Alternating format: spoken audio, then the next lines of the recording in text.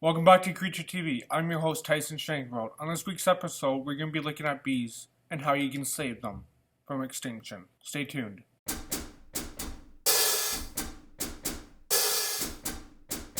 My name is Tyson Schenkeveld. Ever since I could remember, I had a love and interest for animals and wildlife. Join me on my travels from civilization to the wilderness, from scorching summers to harsh winters.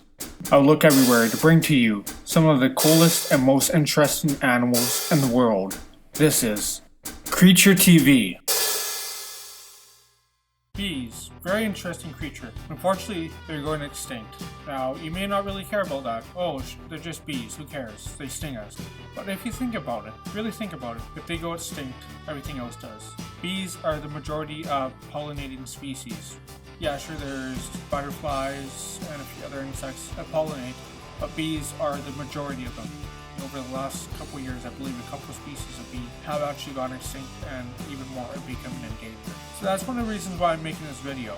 Now, we're not just going to be looking at bees, we're going to be looking at the bald-faced hornet, cicada killers, honeybees of course, yellow bumblebees, and the eastern carpenter bee. The reason why these species is because those are the only bees that I filmed and photographed. If you remember at the very beginning of the video, I told you I'm going to tell you how to help save the bees. Probably already seen this commercial unless you live under a show. It's called Save the Bees. Wrong.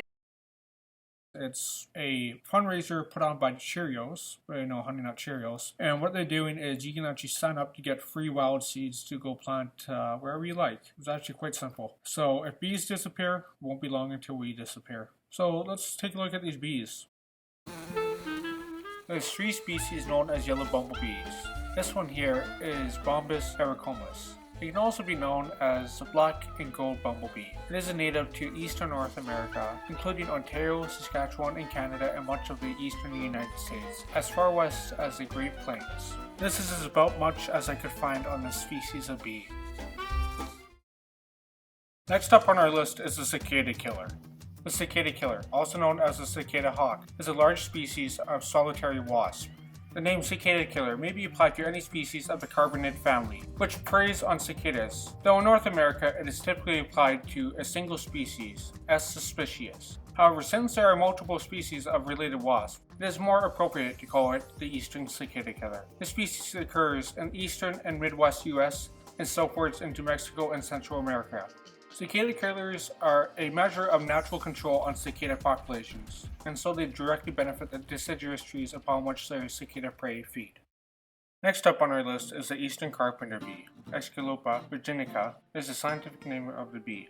The eastern carpenter bee ranges through the eastern United States and into Canada. They nest in various types of wood and eat pollen and nectar. The eastern carpenter bee is similar to most other bee species in that it does not have a queen. It is the dominant females that are responsible for reproduction, foraging, and nest construction.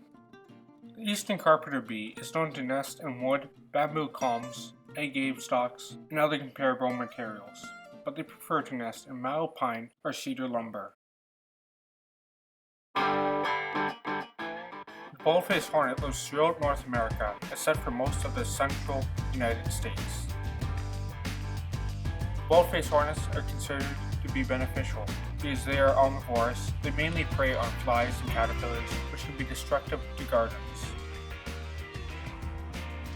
I currently do not have any footage of honeybees, so I will not be talking about them unfortunately. Instead, here's a picture of a hive I photographed a couple years ago.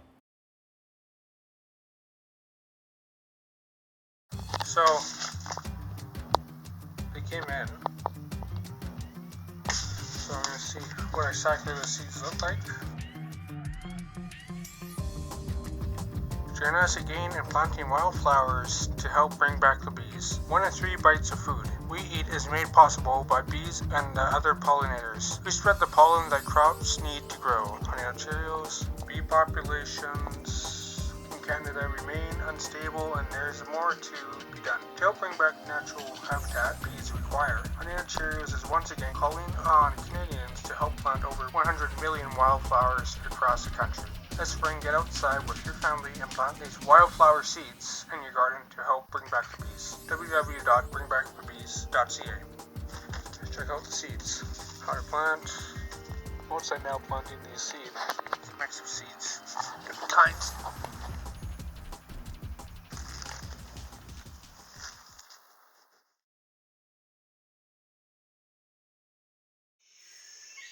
I'd like to thank you for watching this video.